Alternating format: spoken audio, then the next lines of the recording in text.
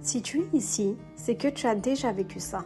Ces moments où ton enfant explose. Il crie, il tape, il hurle, et toi tu ne sais plus quoi faire. Tu te sens dépassé, fatigué, coupable parfois.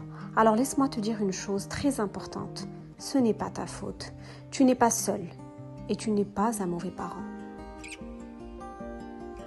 Le cerveau de ton enfant ne fonctionne pas comme le tien. Il y a 3 parties principales.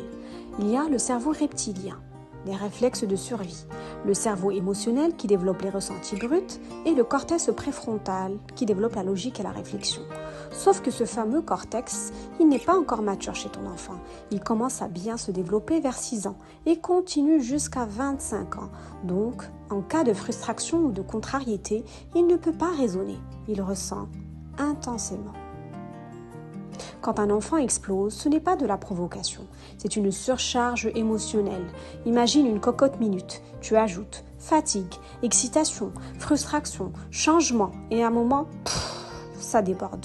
Cris, larmes, gestes incontrôlés, ce n'est pas un caprice, c'est un appel à l'aide silencieux. Je suis dépassé, aide-moi.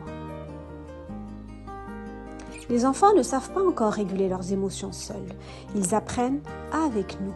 En neurosciences, on appelle ça la co-régulation. Un adulte stable qui reste présent devient le repère. Il montre l'exemple, il sécurise, il aide à revenir au calme.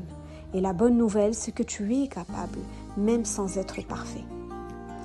Tu es son cerveau externe. Quand il crie, tu peux respirer. Quand il tape, tu peux poser un cadre sans crier. Quand il s'effondre, tu peux l'accueillir. Tu ne peux pas empêcher les tempêtes, mais tu peux lui apprendre à les traverser avec respect, avec amour et sans violence. Quand ton enfant se met en colère, rappelle-toi ceci.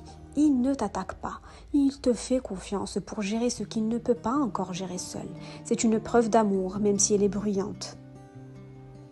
Merci d'avoir été là pour cette première capsule. Le simple fait d'écouter ces mots, c'est déjà un pas immense vers une parentalité plus consciente. Dans la prochaine vidéo, on parlera de toi, de tes émotions, de tes propres colères et de comment tu peux reprendre du pouvoir sur tes réactions. Abonne-toi si ce n'est pas encore fait et partage cette vidéo à une maman ou un papa qui en aurait besoin. À très vite, on avance ensemble.